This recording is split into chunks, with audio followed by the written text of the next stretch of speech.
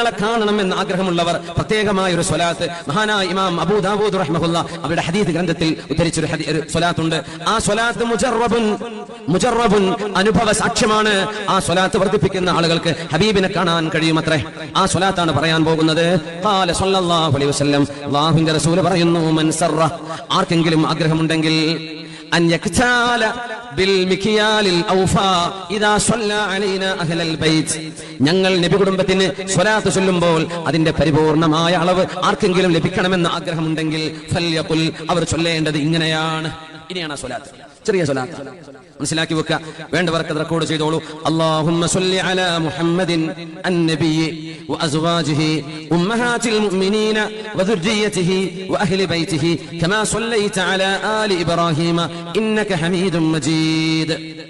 ഒന്ന് ചൊല്ലിക്കോളൂ. അല്ലാഹുമ്മ സ്വല്ലി അലാ മുഹമ്മദിൻ